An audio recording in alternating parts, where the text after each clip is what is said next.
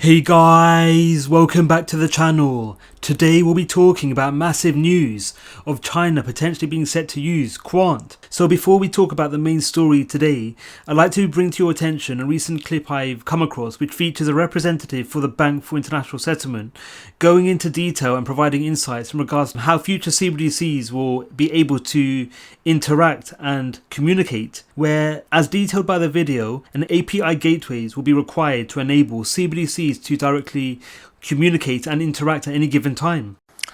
The potential of tokenization is to knit together transactions and operations that encompass money and a range of other claims. How can we effectively integrate these elements? One approach is to adopt incremental changes to existing systems, for example, by interlinking them through application programming interfaces or APIs. And this could certainly yield benefits by mimicking some of the functionalities of tokenization. But history teaches us that relying solely on incremental fixes piled upon legacy systems has its limitations. Sometimes a more fundamental rethink is required towards a new financial market infrastructure. And tokenization represents one such opportunity. What is needed is to bring together tokenized deposits, other tokenized assets, with central bank money in tokenized form, and bring all these elements together on a shared programmable platform. Each platform would only involve the assets and money required for the specific use case. So there would be more than one such platform designed for each particular use case.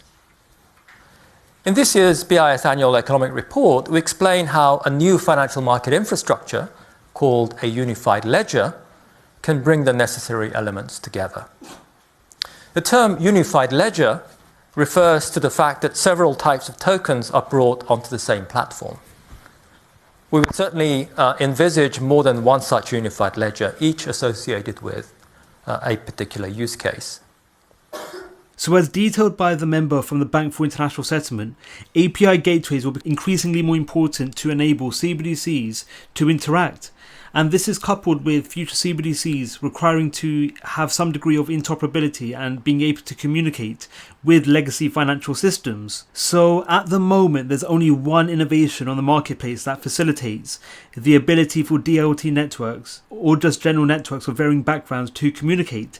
And that is Quant's overledger ODAP offering. So overledger could be at the center of potentially enabling future CBDC interactions to occur, as well as CBDCs being able to interact with traditional financial architecture. But time will tell. So let's talk about today's main story. So today I'd like to talk about how China may be at the center of utilizing Quant's innovations, most notably overledger. So I came across an article which goes into depth and highlights to how China has partnered with the Bank for International Settlement to create mBridge, a digital payment system that completely bypasses SWIFT and US banks. So the development of an mBridge central platform will enable China and other nations to directly interact and be able to send funds to each other without the need to go through SWIFT or US banking services. So at the moment, traditional global payment systems are closely monitored by US and European authorities. It relies on the US dollar and correspondent banks to act as intermediaries.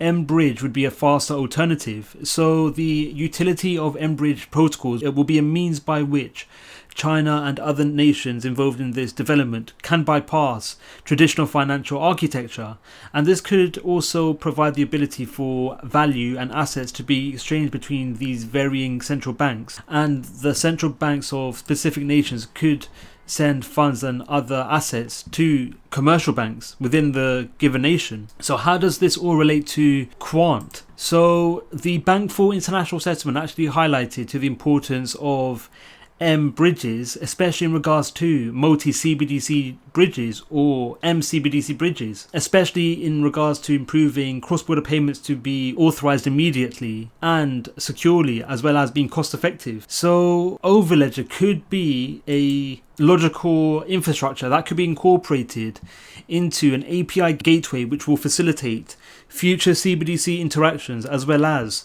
the creation of an M-bridge infrastructure which will enable the ability for assets of varying backgrounds to be exchanged between varying nations. In this example, the Chinese M-bridge initiative and development, which is being collaborated with the Bank for International Settlement. So with Quant's overledger innovation being able to provide the ability for varying networks of varying backgrounds, be it DLT or just legacy financial infrastructure and architecture, to interact, this could see Quant's overledger offering being a prime source for M-bridge initiatives.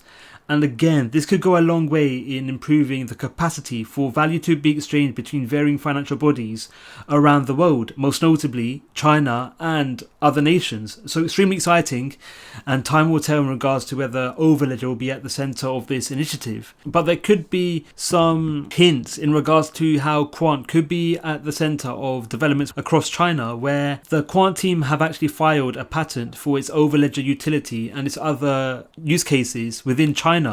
So at the moment, the patent has been approved in both the US and Japan, and it hasn't been approved in China as of yet. But if China do approve the utility of Quant's use cases in regards to it being patented, this could see Quant being the only logical and legal use case in regards to providing the capacity for legacy databases and DLTs, or just variations in network capacity, to interact at any given time. So extremely exciting, and time will tell whether China will utilize Quant's offerings, especially in M-bridge protocols. So as well as Quant being at the center of initiatives and developments potentially within China, Quant has actually collaborated with the Bank for International Settlement for other initiatives, including Project Rosalind, where Project Rosalind involved the direct collaboration between Quant, the Bank of England, and the Bank for International Settlement. So this direct collaboration was a means of investigating the capacity for Quant's overledger ODAP offering being able to act as an API gateway to support the potential for databases and networks to communicate at any given time.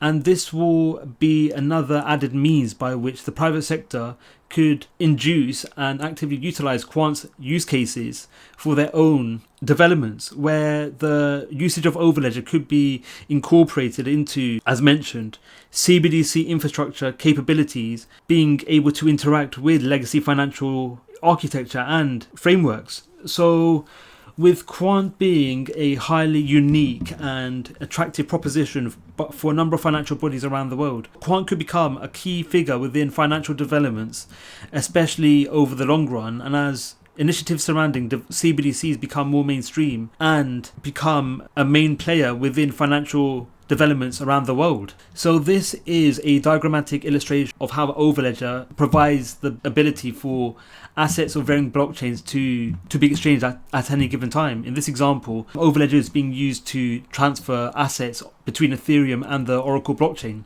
And again, overledger isn't limited to just blockchain. Overledger can be authorized and used for initiatives surrounding traditional architecture and networks, as well as blockchain and DLTs. So overledger and Quant have a multifaceted repertoire at their disposal, which could make it ideal for a number of initiatives around the world, including M-bridge developments, or even the ability for CBDCs to interact at any given time through developments of API gateways, where overledger will be at the center of such initiatives and developments. So as well as Quant's direct association with the Bank for International Settlement, Quant is also working with other financial service providers around the world. Most notably, the Quant CEO Gilbert Verdian detailed as to how Quant is working alongside a very large US financial services company, the collaboration between governance structures as well as regulators. So this indicates how Quant is at the center of a number of exciting initiatives and developments which involve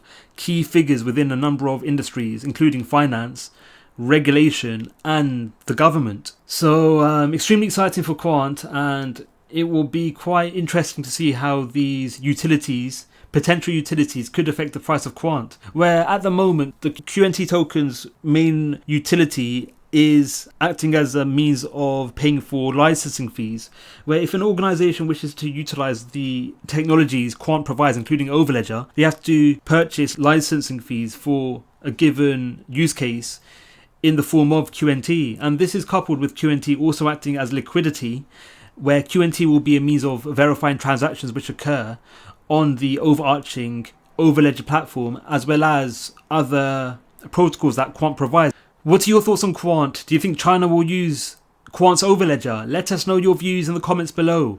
Thank you for watching Crypto Clan. Don't forget to like, subscribe and click on the notification bell. Let us know your views in the comments below. Thank you for watching and we'll see you in the next video.